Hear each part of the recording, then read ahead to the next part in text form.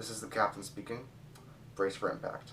Hello everyone, it's Clayton, and I just got to see Sully tonight.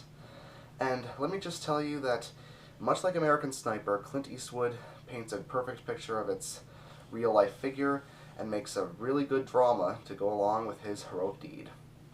Let's get to the story. On January 15th, 2009, Chesley Sullenberger had both of the engines on his plane go out due to a bird strike, and he had to land the plane in the Hudson River. While many people commended him for saving all the passengers and all the crew members inside, there were some who thought he could have made it back to an airport rather than landing in the river. And the film surrounds the drama surrounding Sullenberger after the incident and also in the moment.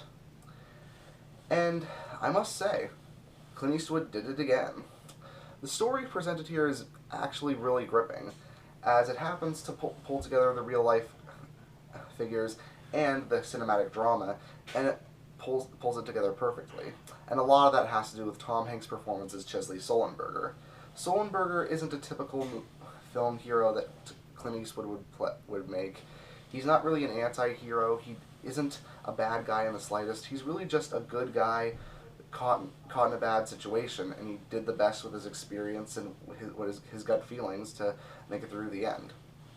And Tom Hanks is known for playing good guy characters thrust into bad situations, so of course I think Mr. Hanks put on an incredible performance. There were times in the film where I thought I wasn't seeing Hanks, I was seeing Sullenberger himself, and that's not just because his makeup's good, that's because Tom Hanks just does that well playing the pilot. But the other cast members are great too. Laura Linney, for example, does a great job as Lorraine, his wife, who mostly gets relegated to phone call conversations, which is a bit unfortunate. But thankfully, Jeff Skiles, played by Aaron Eckhart, is also great. I've loved Aaron Eckhart ever since I saw The Dark Knight, and he still doesn't disappoint. It's really these three cast members who are the best overall in the film, but pretty much every actor gives an A-grade performance. You can tell they took everything seriously.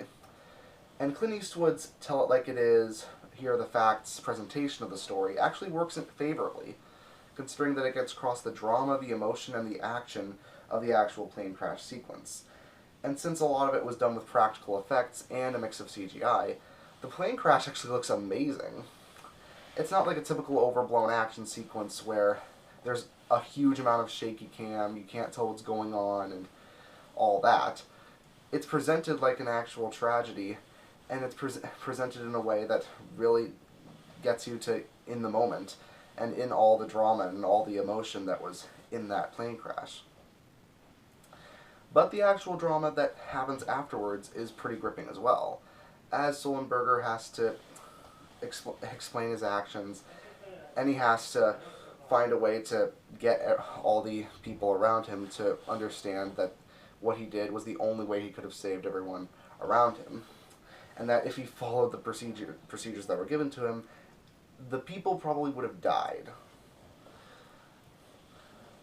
Clint Eastwood has a habit of making tragic figures with his characters, and Sullenberger has a little bit of tragedy to him, as throughout the film we get to see a ton of visions he had of his fears, of what might have happened if the plane crashed, or what might have happened if certain people didn't paint him as a hero. It really gets you to emotionally connect with his character, and it makes him very relatable.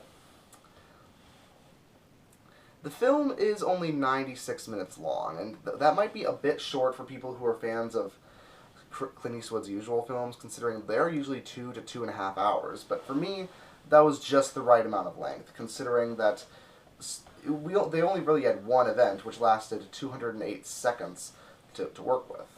So the fact that they were able to make an hour-and-a-half long movie that was as gripping and exciting and as thought-provoking as it is, worked well for me. But the thing is, the film didn't feel like it was an hour-and-a-half long. It felt more like 2 hours. A lot of that had to do with the fact that there are a couple of negatives here. Some of the flashback sequences go on a bit too long. For example, there's a couple of flashback sequences that last 10 to 15 to even 20 minutes, to the point when we get back to Sullenberger after the incident, I was thinking, wait, we're back? I thought we diverted into a totally different time period back there.